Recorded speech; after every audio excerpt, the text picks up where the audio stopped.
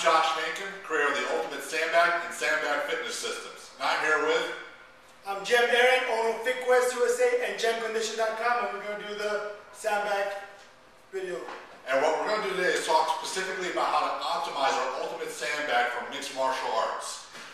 The ultimate sandbag is a unique creation because it's made specifically for the demands of strength and conditioning programs. By having different sizes and handle attachments, we've greatly expanded sandbag training so we can make some specific exercises for the mixed martial artists. What Jem's going to do in a moment is he's going to demonstrate some of the 8 best MMA exercises you can do for sandbags. These are going to be hard to do with your homemade versions, so I highly recommend you take time to invest and examine our ultimate sandbag.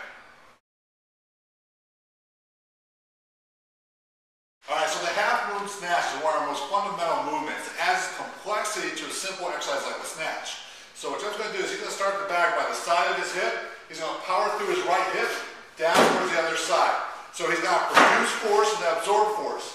Adding rotational component to the drill adds complexity, which is exactly what the mixed martial arts has to do to absorb and produce force in different patterns of movement.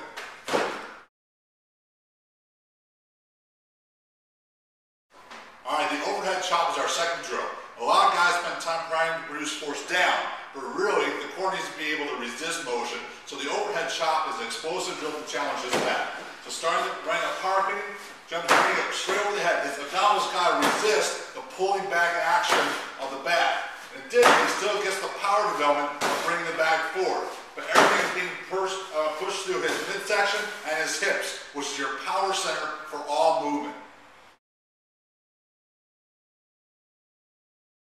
Another great thing about our ultimate sandbag is we can take a typical sagittal plane motion like a lunge and add much more complexity to it. So what Jem's going to do is he's going to do a rotational lunge. So as he comes back into a reverse lunge, he's swinging the sandbag side to side.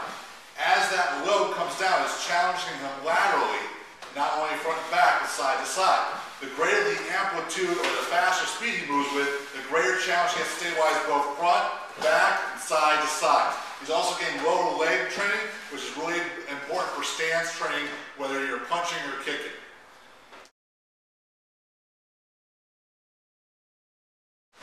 Alright, the shoulder gap is another foundational drill because it's going to challenge both the mobility of the hip and the strength of your core. So Jem's going to start with the bag on his shoulder. He's going to come down into a lunge position, drop it one knee down, position yourself so you're stable, and he's going to slowly control himself back. When you come up, you want to make sure that leg does not fly up in the air. He's going to bridge through, lunge, and power up. So everything is still controlled motion as he's going through the movement. He's not flopping around trying to speed through it because you don't want to add any cheating to the exercise. This is a great way to develop, again, hip mobility, stability, and core strength. Real force production is based around rotational movements. Most people don't train correctly. We can actually accomplish this with the around the world drill. So Jem's going to start by actually rotating the bag from one side around his body. He's going to keep the hip movement, in essence, to make the motion of the bag go. This is really practical for increasing punching and kicking power because most of the force comes from the hip and the lower body. These type of drills also help resistance to takedowns and other core strength exercises that most type of abdominal movements do not hit appropriately. Another benefit of sandbags, they allow us to play with leverage points that are usually impossible with other fitness tools. The shoulder-to-shoulder squat press is an example of just that. So Jem's going to again start with the bag on one shoulder. He's going to squat deep, and as he comes up, he's going to press the weight to the other side. By changing the leverage point of the bag, he's changing his center of gravity, increasing the strength and stress upon the trunk as well as the lower body. So the hips and the midsection are getting trained, while this is also a simulation of one arm press because as you change side to side, one arm is going to be dominant. A very unique version of this typical thruster. Alright, the next drill Jem actually created, he made it a lot of times say fighters don't build their isometric strength, which is actually so necessary because that's where a lot of fatigue is created. So what Jem's going to demonstrate, and you've got to do this by yourself, is he's going to get down the ground. One bag goes on the legs, and this is going to really stimulate the abs, the hip flexors, the glutes. From here, he's going to take the sandbag, and for 1 minute, he's going to move the bag letting the other sandbag touch the ground. And it doesn't have to move in any specific pattern. The more different patterns you create, the harder it is, because the instability of a sandbag is what makes it unique. Lots of people use heavy bags to try to replicate some movements. The problem is that a heavy bag does not have a shifting weight, so it doesn't accurately replicate a live opponent like sandbags do.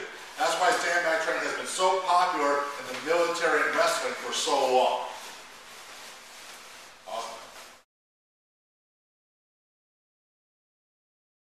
Alright, our final movement is going to demonstrate that the unique design of our ultimate sandbag allows you to have various applications that go beyond any type of other fitness tool, especially the homemade sandbag. What I've done here is I've actually added some resistance bands to the movement, so when Jem starts this exercise, he's actually going to have to accelerate beyond just the sandbag to perform it. The movement is very specific to what someone might have to do a throw, or actually, strengthen the low back and the glutes to resist a throw. So what I'm going to do as a coach, I'm going to grab the bands down and allow him to get the bag in what we call our zercher position, and keeping the weight on his heels. When he adds some resistance, he's going to push through his heels and extend through.